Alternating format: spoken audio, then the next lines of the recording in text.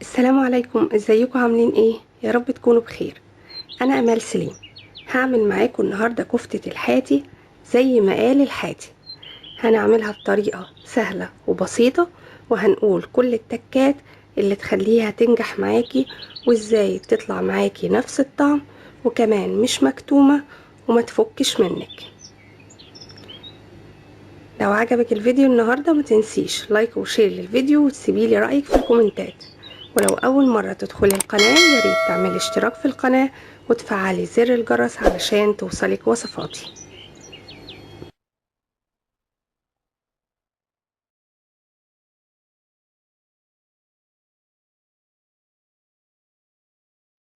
يلا نبدأ ونقول بسم الله. أول حاجة جهزت اللحمة المفرومة بتاعتي، وهي زي ما انتي شايفة كده نسبة الدهن فيها مش كبيرة، وعشان كده هتشوفي هنعمل ايه. أول حاجة حضرت بصلتين متوسطين الحجم، ونعمتهم كده في الكبة لحد ما بقوا ناعمين جدا زي ما انتي شايفة. دلوقتي هبتدي اصفي البصل بتاعي بالشكل ده، بضغط تماما لحد ما انزل اي مية موجودة فيه.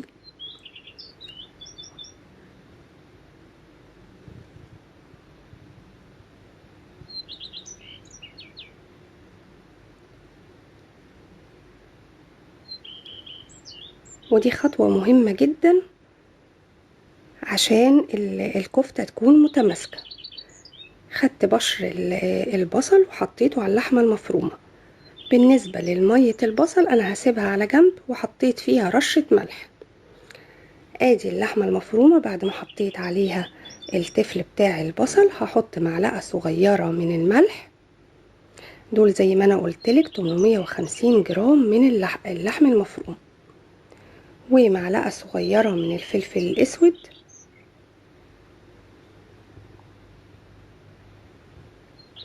ومعلقة صغيرة بس ملياها شوية من السبع بهارات. دي بقى ليا انا فرماها جدا في الكبة بالشكل ده زي ما بقت كأنها عجينة. دول 75 جرام، حطيتهم على 850 جرام من اللحم المفروم اللي فيها بالفعل نسبة دهن بس مش عالية. طيب ايه النسبة اللي بيستخدمها الحاتي؟ الحاتي قال كل كيلو من اللحمة الحمراء عليه 200 جرام من اللحمة من الدهن، والجزء اللي بيستخدم جزء اسمه دوش. دلوقتي انا رجعت للحمة المفرومة بتاعتي. انا لما حطيتها كده على طرف لساني حسيتها عايزة ملح، فحطيت نص معلقة صغيرة كمان، وعليها نص معلقة صغيرة من بيكربونات الصودا. ودي برضو مهمة جدا عشان الكفتة ما تطلعش معاكي مكتومة. ولازم تعجني الكفتة كويس بالشكل ده لحد ما تبقى كأنها عجينة. دي خطوة مهمة جدا برضو عشان تماسك الكفتة. دلوقتي انا عندي الشبكة دي اللي شايفاها قصادك، بستخدمها على صينية وبحط عليها الاسياخ بتاعتي. طبعا انا ما عنديش السيخ، فبستخدم العصيان بتاعت الشيش طاووق وبرصها بالشكل ده. طيب ما عنديش الشبكة هعمل ايه؟ هجيب صينية حجم اصغر من دي شوية عشان دي كانت كبيرة فما كنتش عارفة اوصف لكم.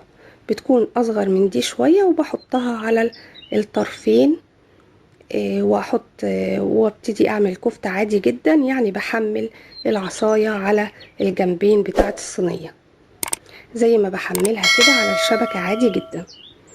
وهنا ابتديت اصبع الكفتة بتاعتي بالشكل ده.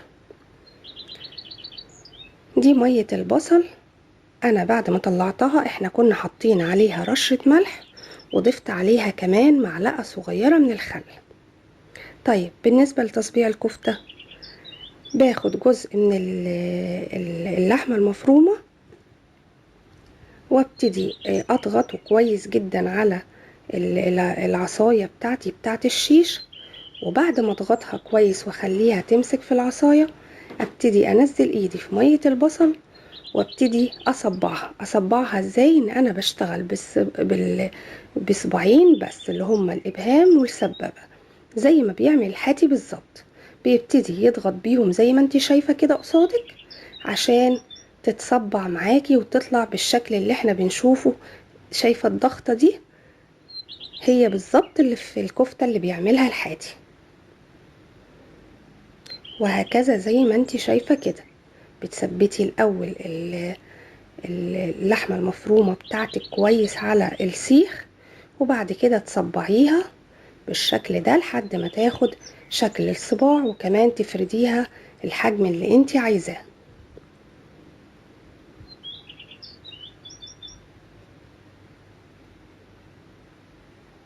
وهكذا لحد ما خلصت كل الكمية بتاعتي. طيب لو مفيش اللحم اللي هو الدوش وعندك ليا في البيت، بتستخدميها زي ما انا عملت، برضو بتدي تيست حلو. هنا الخطوة دي انا بعملها دايما وبتبقى جميلة. بتجيبي مية البصل وتبتدي تحطيها كده على الكفتة بتاعتك بالفرشة،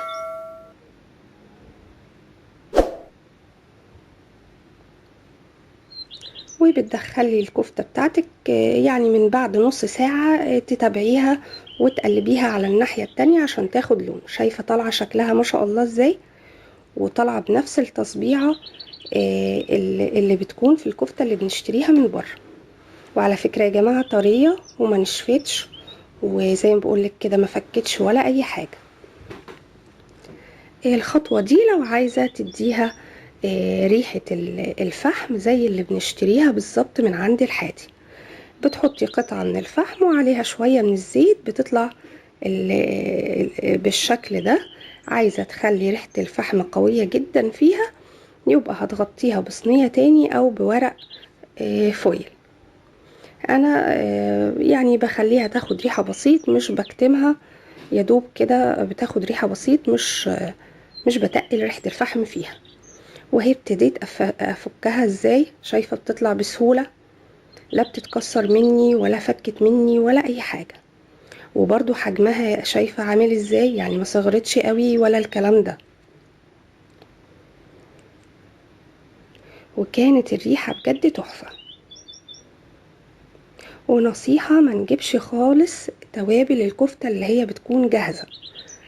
هي الاصل في الكفتة الحاتي الملح والفلفل، انا بضيف السبع بهارات بتديني طعم يعني بيكون جميل.